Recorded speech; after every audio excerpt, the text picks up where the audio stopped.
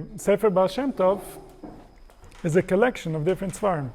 And so therefore we're going to see the same information repeated multiple times. We're going to try to play with the information. So for us, it's not the same information, but nevertheless, the source is going to look very similar. So for example, in the first piece we had, it was from the Tzavos Baal Shem Tov, Tzavos Rivash.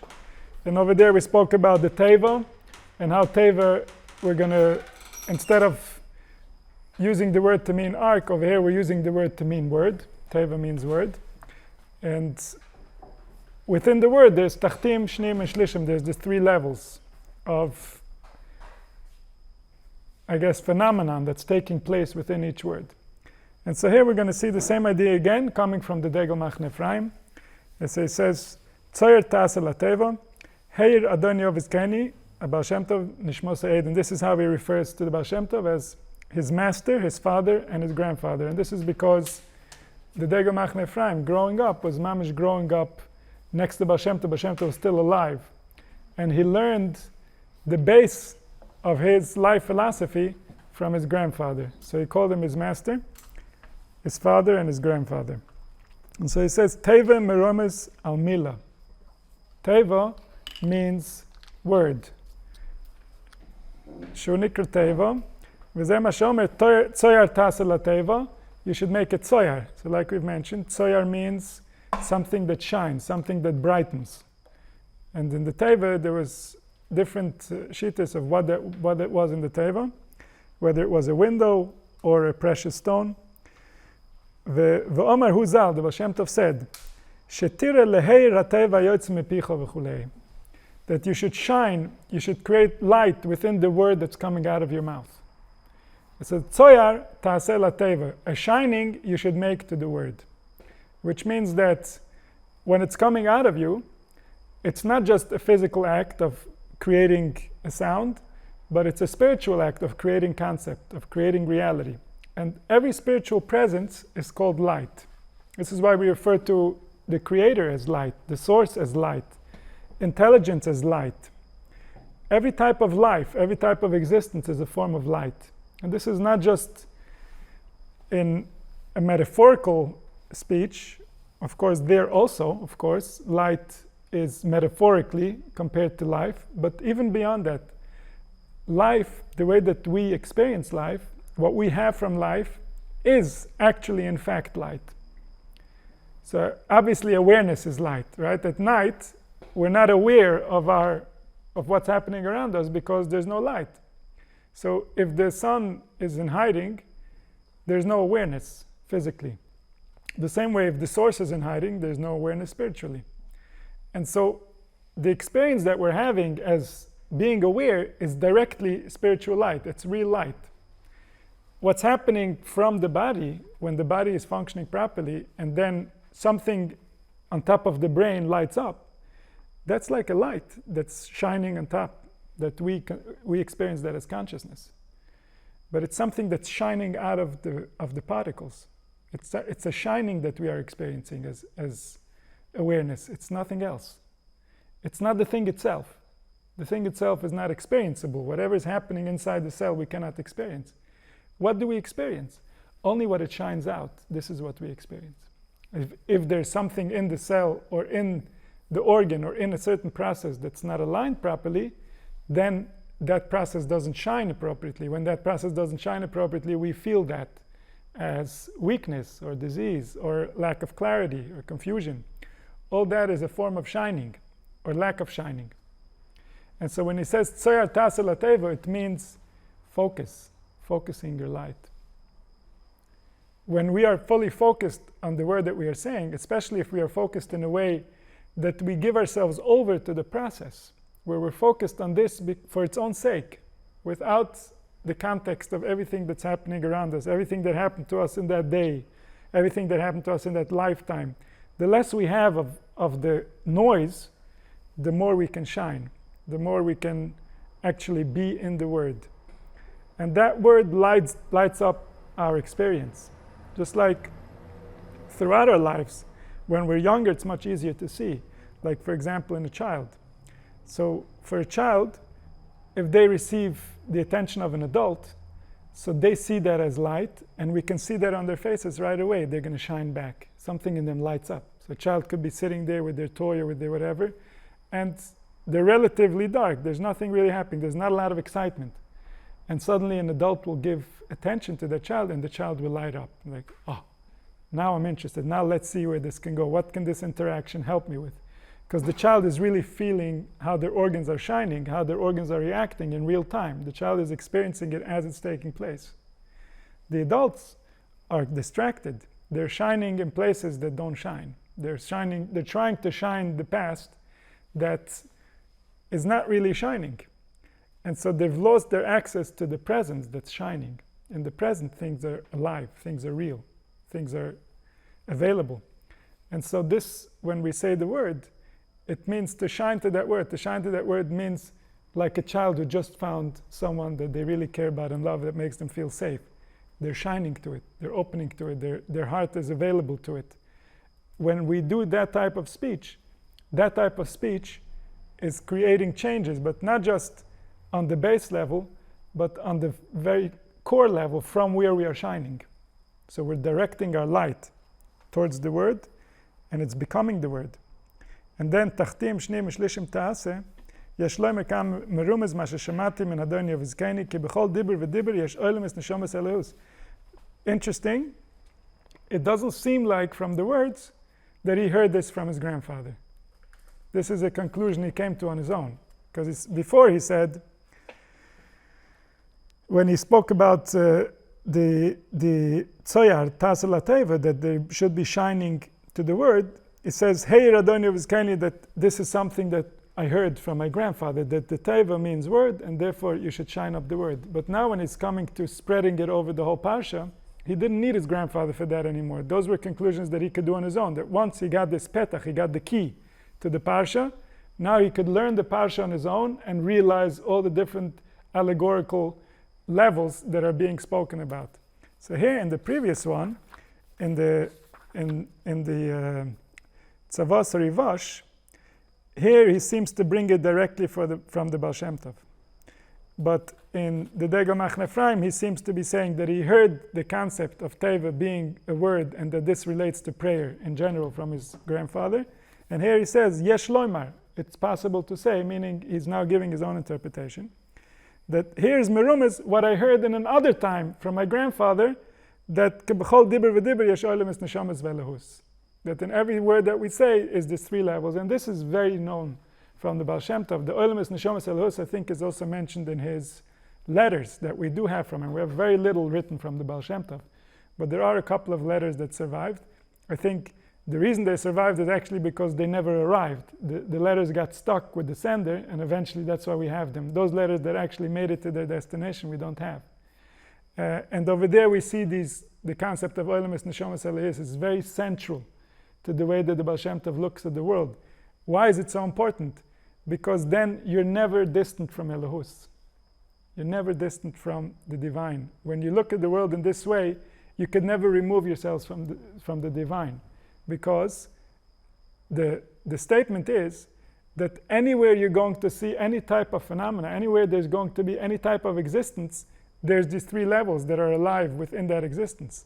So anything you're interacting with, whether it's a doima metzameach chai, or all the different forms that the nefesh hamedaberes can dress up, all of these have these levels involved. So wherever you're interacting with, wherever you are, whatever you're doing, even if you're doing physical ishtadlus for health, even if you're trying to earn money, even if you're interacting with people that seem to be the most distant from divinity, the most distant from Elohus, that they're manifesting the most grotesque forms of emotion that a human being can manifest, still that manifestation is Olemus Neshomas Elohus. Elohus is manifesting that grotesque emotion.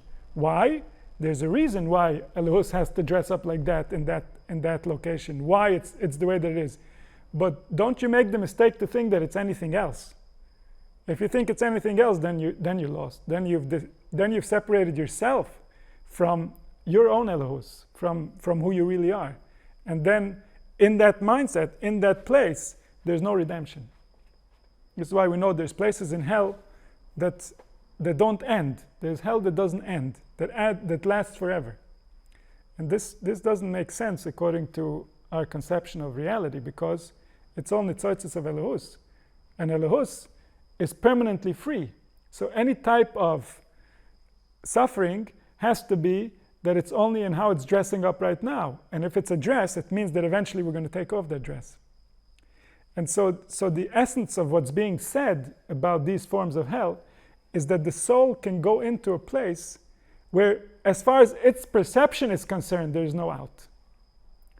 A person can go into a place where, as far as he's concerned, there's no hope. Does it mean there's no hope? Of course not. The nitzitz of Elohus that's inside of him has plenty of hope. It's going to be, not only is it going to be, it's going to be king of the universe. It's certainly going to be. It's going to be completely free. It's certainly going to be. But the one experiencing it doesn't know that. Not only doesn't he know that, he won't believe you if you tell him. He's not capable of even considering that that's going to be. That's how that form of hell looks. And so the lowest forms of hell are Sheol and Avadon. Sheol means that the person has such an intense desire that's unfulfillable that they feel like they've been pushed out of reality. Reality will not give them what they're asking for with all their might. That's called Sheol. And that's why David HaMelech says, Mi beten Sheol shivati elecho. If I'm in Sheol, I have a tremendous desire. I'm asking for something that's not even possible. It never was and never will be. But I must have it. If I don't have it, I cannot. So this is a very intense form of hell. But who do you reach out to from that place of hell? The same one you reach out to anywhere else. The one who designed it all. Why? Because sometimes we ask him to give us things. In Sheol, the real request is not give me something. That's the mistake. When in Sheol we ask give me something, we go deeper into Sheol. The real request in Sheol is take away something.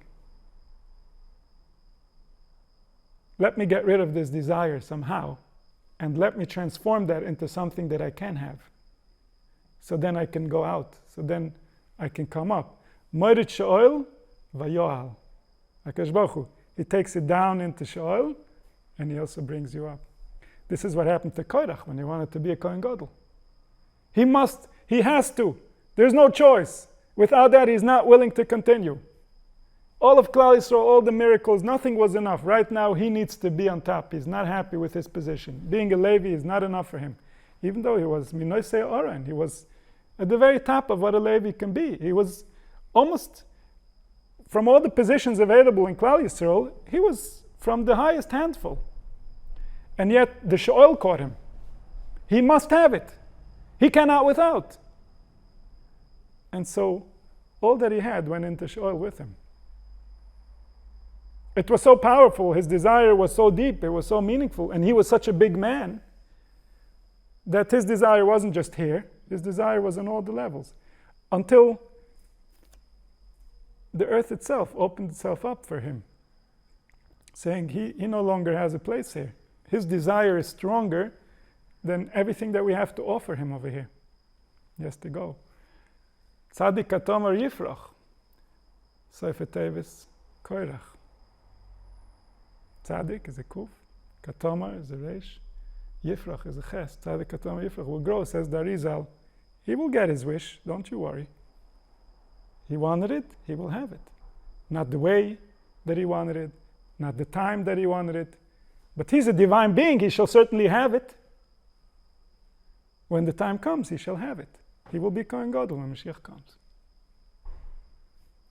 And so we see the Sheol, right? The Sheol is that place in hell. It's one before the worst place you can end up in. Is in Sheol. Avadon, the next level. Avadon means there's no out. Avadon means I don't have a desire that I can't fulfill. I have no desire. Yi'ush. I'm not interested. I don't want this. There's nothing you can offer me. And the mindset is, life is not worth it. Existence is not worth it. Why am I even in here in the first place? That's Avadon. In the mind of someone who is in Avadon, there's no coming out ever. There's nowhere to come out to. There's no reason to want to come out. There's no one to ask that they might take you out. That's Avadon, completely lost. Separated from everything meaningful, everything good, everything kind. And yet, of course, it's a chelek elokam imal. Lo yidach mimenu nidach. There's not a single spark that's going to get lost. A single spark cannot get lost. This is not a human endeavor where, oops, a little bit got spilled here and a little bit got spilled there. This is a divine endeavor. Nothing gets spilled, nothing gets lost. Not only the spark, not only the person in Avadon is going to come out and sing, but the fact that he was in Avadon is going to be the reason why he sings. That's how the divine operates. That's how the intelligence turns everything bad into good. The worse it seemed, the better it was. The more it hurt, the more you're going to sing. How can it make any sense? Well, nothing makes sense right now, does it?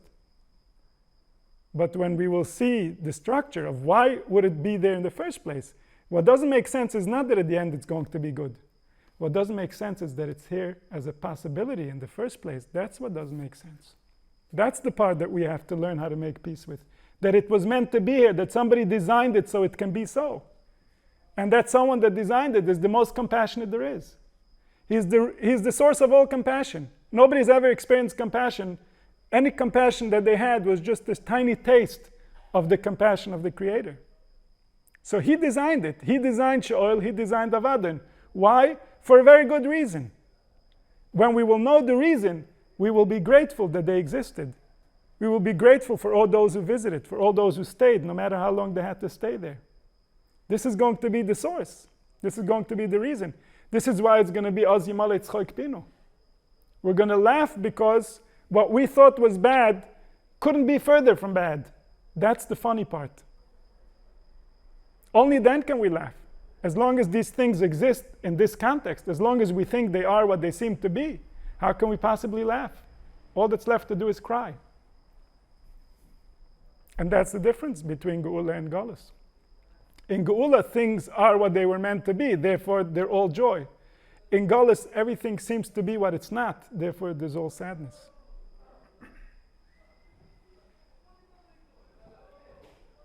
And so, b'chol dibur v'dibur, yesh oilem es neshamas elohus, which means everything that's taking place, there's a divinity that's running it. It might not feel that way, it might not seem that way, it might not even be possible to believe it. And yet that's the only truth. That's the only truth that could ever be. Otherwise, there's no existence. Otherwise, if the being that is not there, nothing's there. It cannot be.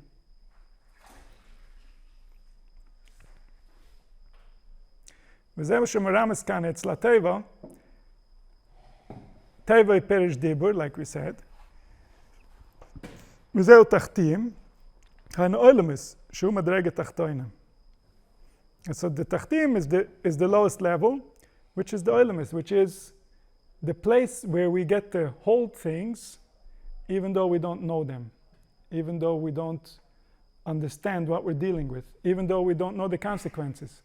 But in oilemis, we can touch them, we can interact with them, we can play with them. It's like a person, just by being a person, by having a physical body, he can interact with everything that's physically available. That includes the animals, the cats and the bunny rabbits, but it also includes the kings and the generals and whoever's in charge of whatever. As long as there's a body, there can be interaction. And so the same thing in oilemis. A person could be at the lowest level, he doesn't have any spiritual training, he doesn't even know that he has a spirit, he doesn't understand the meaning of it. And yet, because he's available in oilemis, he can touch the highest, the most meaningful. He can play with it. Look, for example, at the first brothers coming out of Adam Rishon, Cain and Hevel. So Cain is not in a high place. He's not in a good place. Cain is disconnected. His sacrifices are not being, his offerings are not being received. And so Cain is not busy in a very spiritual place, we might say. Cain doesn't even know what he could do to his brother. He just knows that he's upset with him. And yet, from his place, from his very low place, he manages to take away from Hevel the spark of life, which just gave an offering that was accepted. Hevel is way up there. Hevel is in touch with higher realms. Cain is not in touch with higher realms, but he's in touch with Oilimus, and in Oilimus he can make a mess in the higher realms, even though he doesn't know what they are, he doesn't know who they are, he doesn't know how to access them. But he can mess things up because he's messing with the Oilimus, and with the Oilimus comes the Neshamas and the Elohus. That's how it's tied together. It has to be that way. This is the way it is biologically for us. We can see the biology because it's physical.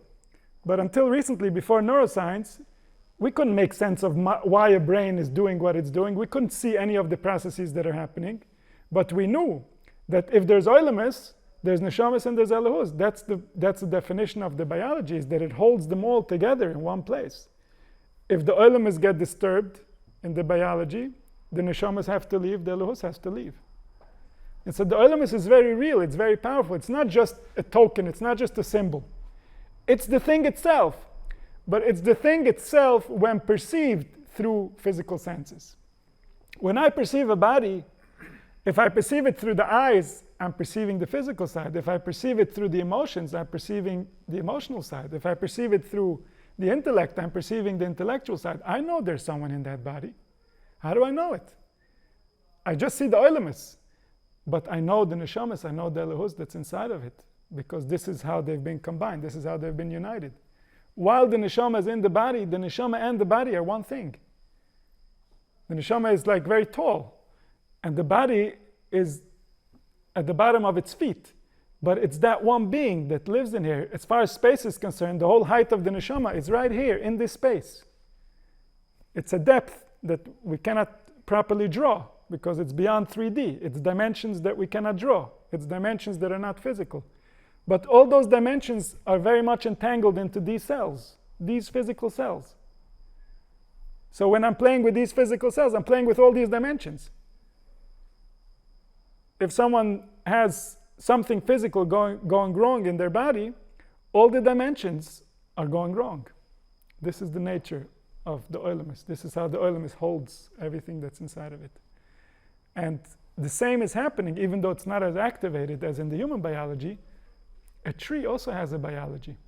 An animal, of course, has a biology. A rock has a biology. What does it need? What are the qualities that are going to make it continue to be rock?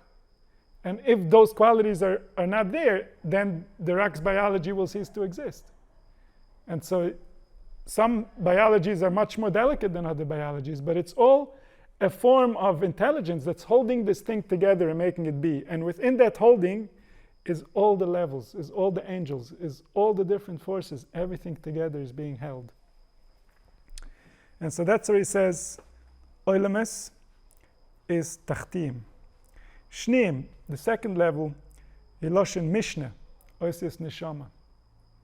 Shneim is the second level, which has the Neshamas. And so on top of all the Oilimus is Neshamas. Neshamas means human spiritual activity. Human intelligence, human development. And it's not necessarily the intelligence within the human. The intelligence within the human is one part of human intelligence. Human intelligence also includes the intelligence that's running our body. It's also part of Neshamas. Even though over there's already a partnership with Elohus. It needs Elohus in order to be able to pull it off. But there's a part of what's running my body that's running just my body. It's not running everything else in the universe. There's a part of what's running my body that's running the whole universe. The part in the body that's running the whole universe, that's Elohus.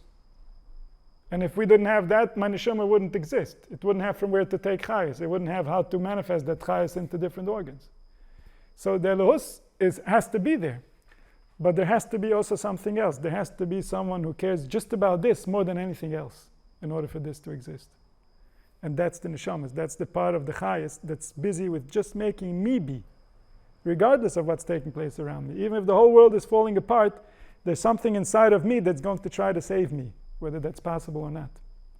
And that part of the intelligence belongs to neshamas. That's human intelligence. It's not human intelligence because it's how we think. That's a much lower. That's a degraded version of human intelligence. Sometimes we could even call that the animal intelligence. Like most of our thoughts are coming from the animal intelligence. So the human intelligence is actually tuned into what's really happening. And yet it's human intelligence because it is local. It's not the ultimate intelligence that's running everything. The human intelligence is interacting with that, like a male and a female, where the Elohus is the male and the human is the female. And so there's a constant interaction there that has to stay alive.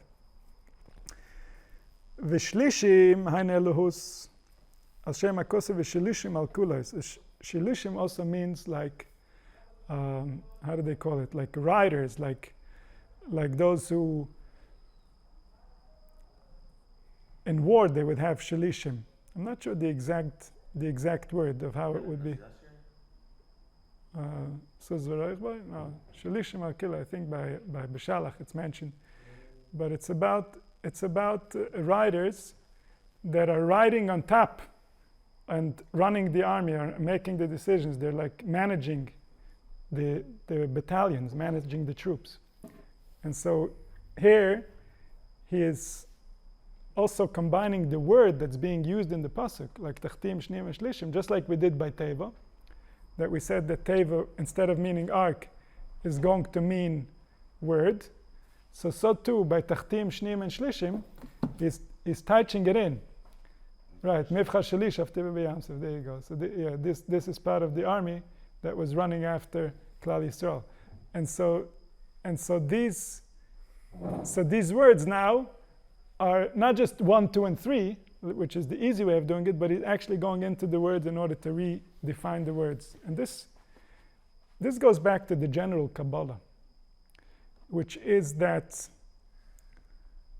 the letters and the words are not really what are guiding us, even though it seems that way. So when we learn Torah, it might seem like the Torah, the words, the letters are causing us to be a certain way, but that's not really the truth.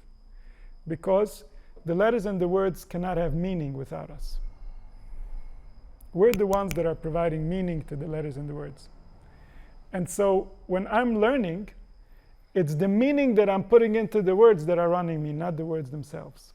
This is a very important distinction. Just like we said about the kavanah, that it's the kavanah within the words that is going to be the prayer, not the prayer itself. The same way, it's the meaning that I'm putting into the words that are leading me, that are driving me, and not the words themselves. If the words themselves were driving me, then anybody who learns Torah, Befrat Nefesh Yisrael that learns Torah, should have become a Navi in no time. If it was the words themselves having an impact, then prophecy would have been an immediate result of learning. If we go through the Torah a couple of times, it starts really incubating and becoming and metastasizing inside of the soul, and then eventually all of the soul should be that. But what's keeping that process from happening is that when we're learning Torah, we're learning ourselves. We are the ones giving meaning to the words. And so if I'm giving meaning to the words, that's not going to lead to prophecy unless I'm trained on giving meaning properly. So this is what requires training. In fact, all of our learning is to learn how to give meaning to the words accurately. That's the real reason for learning. Because what you really want to learn, only your heart can teach you. But how is your heart going to teach it to you if your heart doesn't know how to give the right meaning to the words? If your heart gets stuck into all kinds of preconditions, and then it gives meaning in a way that's not even in its best interest. It ends up offending itself by the meaning that it's giving. And so the nefesh has to be trained in that, to know how to give meaning to words. And so this is part of the ancient kabbalah, that words don't mean anything unless we say they do. And this is at the core of the power of the Torah. This is at the core of the power of Dibur. This is at the core of the power of the nefesh. The nefesh hamdaberes. That's our power. That's our ability to interact with the spiritual, with the forces. And so what words mean is up to us.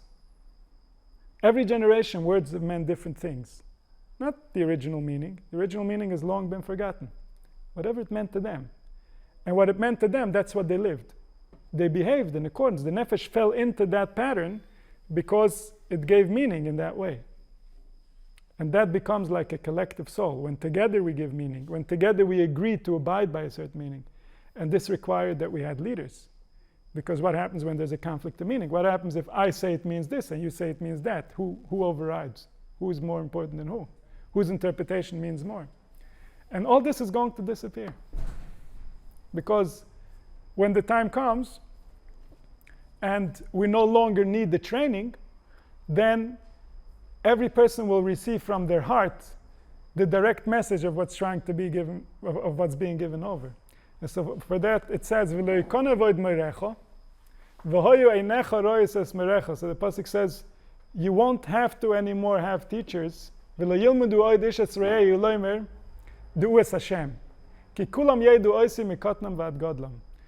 Internally, intrinsically, the truth will be revealed to us in a way that's beyond words. Maybe if we want to relate to something similar in today's conceptual framework, we would say that it's sort of like a telepathic communication between reality and the human heart. And then there will be nobody that will teach to Klal Yisrael what the words mean. Every soul will have their meaning of the words flow to them from within. And so that's something we have to look forward to. It says that at that time, teaching will be for the nations. That the other nations will come to learn from Klal Yisrael. How did you get into this state of consciousness? What did you do until you got there? Because once you're there, you don't need teaching anymore. But how do you get there? That's going to be the big question. So they're going to need a recipe for getting there, and Mashiach is going to be very good at making these recipes. But the actual experience will be a direct experience. There will be no teachers. Reb Tzadok mentions that the reason of Va'ata Terze is a parsha in Parshas Yisro, right before Matan Torah, where it says, where Yisro says to Moshe Rabbeinu that if you continue in this path where everybody will be tiring you with their questions, eventually you will not be able to handle it, and you will need certain, I guess, you will have to set up a hierarchy of who's going to teach to who. And he gave this idea with the Sorei Alofim, the Sorei Meis, the Sorei Chamishim, so that everybody can learn from a higher up, and the ultimate higher up is Moshe Rabbeinu. So it's like he is going to give over to a group of people, they will give over to the next group of people, and like that they will spread the wisdom. So Reb Tzadok mentions that this idea had to come from Yisro, because Klal Yisrael before Matan Torah was heading directly towards the Geula. And in the Geula, they will not be teaching each other. And so therefore, from the Jewish soul's perspective, Mitzad Moshe Rabbeinu, he didn't think that he would need an hierarchy. He didn't want an hierarchy. His idea was, I'm going to light them all up, and that's it. But then the process was still a process, and we needed input. And so comes a nefesh from the outside, and he says, let me give you some practical advice based on how we run in our world. This is how civilization would do it. But Mitzat Klal Yisrael, this is not the accurate recipe. Klal Yisrael's recipe is that each one is their own. This is what the pasuk says. Va'atem tiyu li mamleches kahanim v'goy kodesh. Mamleches kahanim means a kingdom of priests. What does it mean, a kingdom of priests? It means that there's nobody else. It means that there's no one these priests are teaching. There are no civilians. There's just spiritual people, all of them attached, all of them connected. That's the kingdom of priests. And so Moshe Rabbeinu wanted to go directly to the Geula, and this is why after the Luchas Rishonis he says that they received complete freedom. They received complete freedom because they no longer had to agree with each other on the rules, because none of them were doing any damage. They were all attached to their core, and from the core doesn't come anything that wants to hurt or wants to cause damage. The emotions were aligned with the ultimate truth, and when emotions are aligned with the ultimate truth, there's no negative emotions. Negative emotions means that emotion got into conflict with the truth, either because of the one carrying the emotion or because of the one who the emotion is against. So example, we see anger. Like Hakadosh Baruch Hu has a lot of anger, but it's not because there's truth in anger. It's because when people leave truth, the truth gets angry. The truth in them gets frustrated when it's not attached to its source, to its light. And so all this frustration it's coming from the truth. It's real, but it's not aimed at the truth. It's aimed at a lie. Therefore, there can be negative emotion. This is the reason for negative emotion. Negative emotion was designed to protect us from lies, was designed to protect us from unhealthy relationships, was designed to protect us from ideas or beliefs that can cause us harm. And so there could be, in reality, that reality is angry. But it's never angry at reality. If reality is angry, it's angry at what's not real. At what's not real, that's what's making it angry.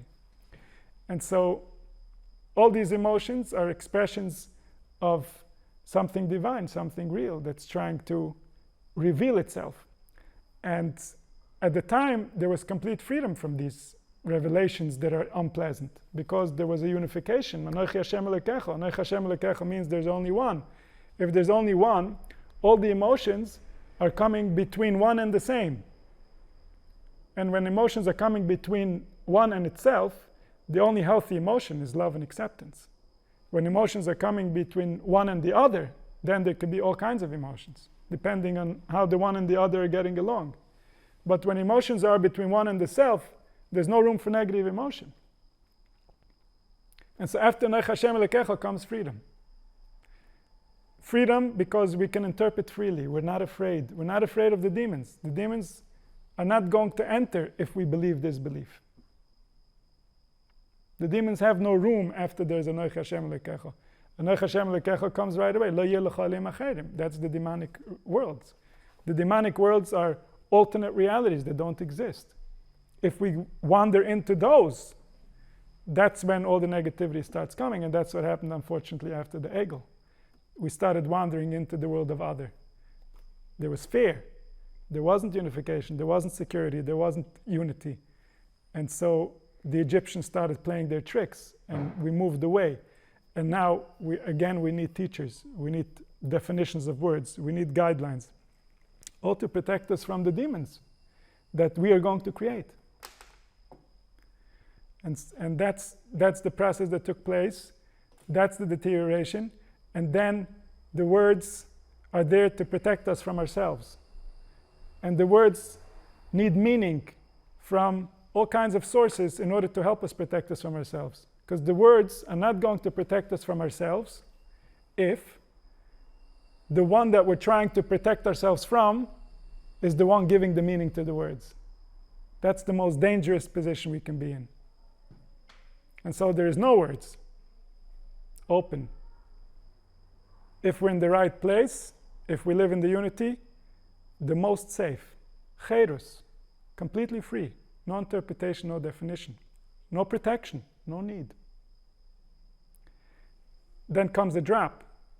No unity, all kinds of negative potentials. Okay, protection, words, meanings of words, teachers, rabbis. How do we keep the lines? How do we know where to go and where not to go? What are we avoiding? Who are we fighting? Who's fighting who? Which side are you on? All that. Very dangerous. Even more dangerous. Words. But who is giving meaning to the words? The very one we're trying to protect ourselves from. That's not dangerous, that's fatal. Now there's no way out. Now we have the prison walls that are going to hold the bad people in there. And we're going to make sure that nobody can leave the prison if they're going to cause damage to humanity.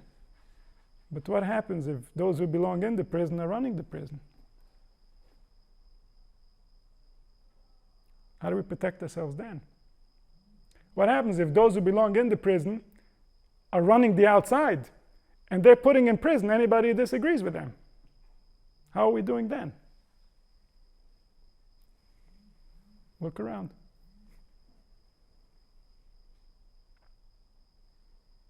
And that's why Chazal warned us that at the end of the Galus, the Erev Rav will be in charge of the meaning of the words. The very Erev Rav that created the Egel, that caused us to have to rely on words, that took away our freedom, that because of them we have all the books. Now they're going to take those books and they're going to tell you what it means.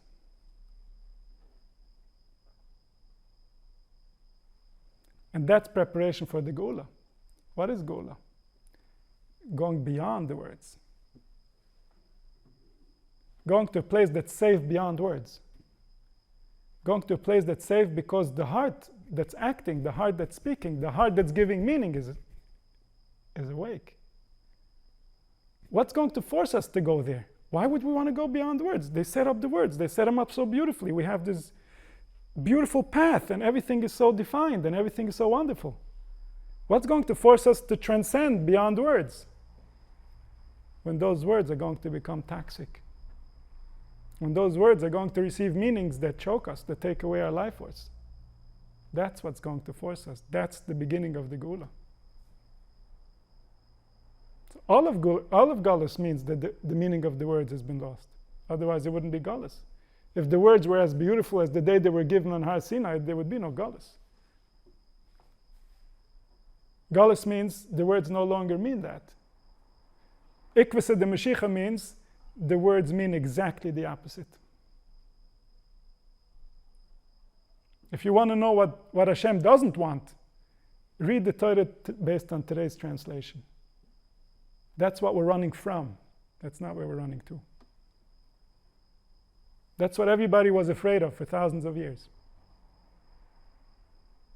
Because that removes the ability of the soul to flourish, to grow, to advance, to become, the meaning, the life within the letters, the life within the words, the life within the prayer. And so when the wrong heart is giving meaning, then the words that were so friendly become enemies. And this is why when we are admitting fault, when we are admitting sin, we're usually doing it in the order of the Aleph Beis.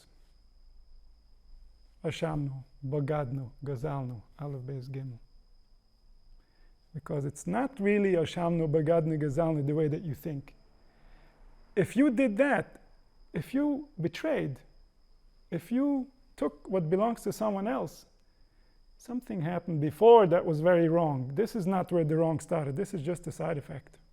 Your letters have turned against you, my friend. You're not doing so well in the speaking department. That's why. All the al-Khaitz. Everything by the Aleph Beis. Because the deeper sin is that we've lost the meaning of the words. We've lost the meaning of life. We've lost the interpretation that gives life to the soul. And now what will happen, will happen. And we can continue saying it every year. If we don't understand the core of the problem, we'll continue saying it next year. It will not make that much of a difference. Only if we will change the words, the letters, the meanings, it will make a big difference. And so the secret of the Kabbalah is about the power of the words and how the words work, and the power of the human heart to play with those words, to be mitzar of those words, which means to change the location of the letters, to exchange based on the value of a gematria, to exchange based on Rosh Tevis or Sofer Tevis, to exchange based on the formulas of Adbash or Elbam, or all the different possibilities of how we can create words from other words and create meaning from other meaning, and like that to build something that feeds the soul. Okay? And so therefore when he's learning about the words, when he's learning about Tachtim, Shnim and Shlishim, he's also learning about the words of what else can they mean other than what they mean in the simple interpretation. Because here he's teaching our mind the method. It's not just about, oh, you understood what I'm saying, now I'm done with you. He's teaching the mind a method of how to look at words, of how to look at speech, of how to look at what's taking place in the domain of the emotions and thought, and to learn how to play with that. And so therefore it's not enough for him to say Tachtim, Shnim and Shlishim, oh, it's just 3 levels, and therefore Olam Neshamas Nelehos. No, he's going to go to each word and he's going to make it match. Oh, Shnim is related to Neshama. Oh, it has the letters, right? Shlishim means the one riding on the horse, because these are the Elohus that are riding on top of all the forces, are riding on top of the Olamis, are riding on top of all the different energies that we're interacting with. And so he's putting it into the words in order to teach us how the secret tradition liberates us from the pshat. So he says, "V'shilishim al kila shual yedeshu Moshe limanig esakol." He's ruling and directing everything. V'chol ele ta'aseh haina. So he says, "Tachtim shnim shlishim ta'aseno." So he's saying, what does it mean ta'aseno? It means that all these ingredients have to become part of the word. Haina teva v'adibur shetotzim mepicha. When you're releasing a word or speech from your mouth, you have to believe in this. You have to know that it's this way if you want to activate it. Because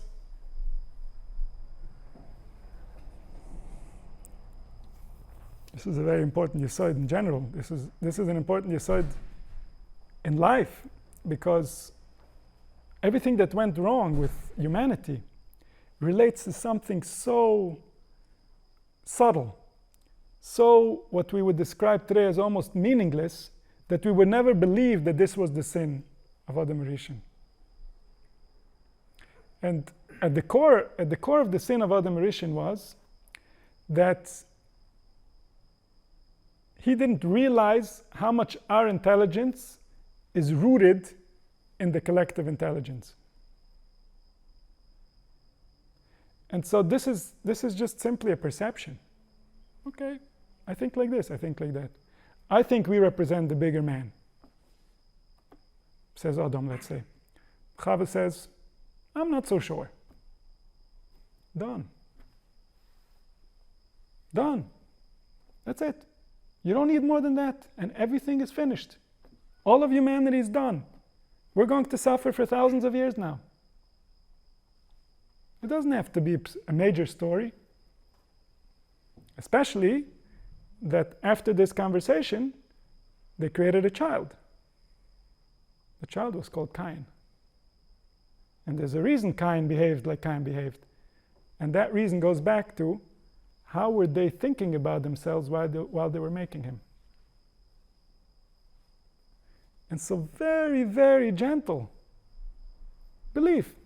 It could even be, I think so too, but I'm not 100%. I think the big intelligence is in charge of everything. I think so too, but I'm not 100%, maybe not. Now we go make a kid, that kid is messed up for life. Because I didn't give him a space to live in. Based on my spiritual instructions, I just created someone who is maybe attached to something and maybe not. That maybe not is now a spiritual force to be reckoned with. That maybe not has a body now. It can act. It can kill other people.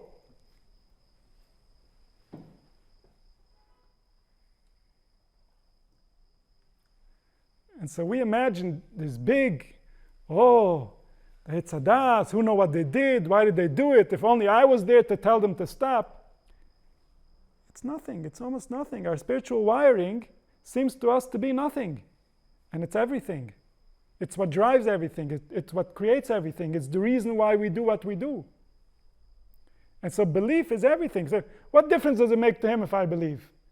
It's not about him, it's about you. What you believe you're doing, what you don't believe you're not doing. If you don't believe there's Elohus in your prayer, if you don't believe there's Elohus in the sounds that you're making, why even bother pray? You're not doing anyone a favor.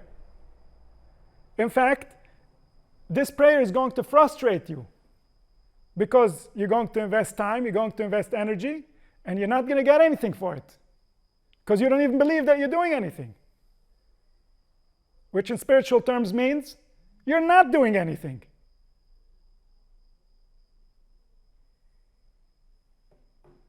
That's practically how it works. It's not theoretical. There's no grudge. There's nobody that has any agenda. There's nobody that's twisting or turning things. It just is exactly the way that you make it be. That's all it is. That's all it ever was. That's all it ever could be. And if you don't believe while you're saying, then it isn't. It's just making noise. And so therefore he says, when you say the words, you must believe that you are making a difference. You must believe, otherwise you're not praying. This is the nature of prayer. This is what you are doing. So it has to, when you bring out the words from your mouth, it has to have this kavana and this belief. Sheyesh b'chol dibur tachtim mishnim mishlishim v'heim oilemus ineshamas v'elikus kanal v'hovein. It says this is at the core of your spiritual activity. What do you think you are doing? What do you think you are saying? What do you think is going to happen because of that? This is the spiritual action. This is what makes the difference between a holy person and an unholy person. What do they believe? What they believe will not remain in their hearts. It will come and transform every single cell in their body until their faces will shine. If we fully believe, our faces will shine. Because it's a reality that gives us life. What gives us life is our belief in life. So if we're distracted and we're busy in the external world and we're doing things, there's something inside of us that believes, and therefore we have a continuance. It's from the energy we get from that belief that we have the power to do anything. Maybe we're wasting it. Maybe it's not even meaningful what we're doing with that energy, at least from our perspective. But it's that energy that's giving us the possibility to act. It's giving us the possibility to continue. It's giving us the desire to get out of bed. It's giving us the power, the energy to interact with other people. The bedrock of everything that we do is belief. Everything that's wrong with humanity is belief. That belief has already transformed the biology. It's already transformed even the external processes of how we live. And yet it's belief. Everything that we've created, the governments that we have, the laws that we have, the economy the way it was built, it's all built on beliefs. Without beliefs, there's no structure, there's no reason, there's nothing that we can agree on. And inaccurate beliefs means that we're on a one-way ticket to hell. Because that place where we are heading at a very fast speed doesn't exist. That's a natural process. That's a natural result of following something that's not accurate, is that you end up nowhere.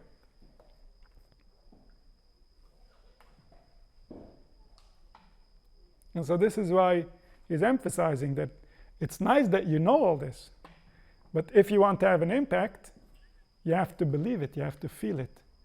It has to mean something to you in a very deep place, because from there you're giving, from there you're shining.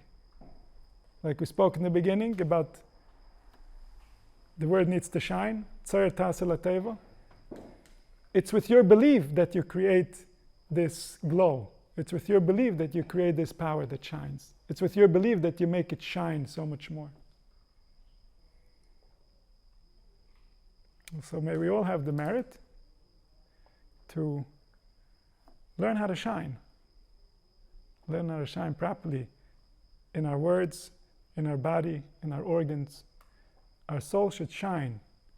So, Kol Ra'ayim Yakirem Kem Zeira Berech Hashem, that all who see us can right away recognize that this seed is seed that has been blessed by the divine, because it's shining seed, it's special seed, it's seed that's more alive than all the other seed.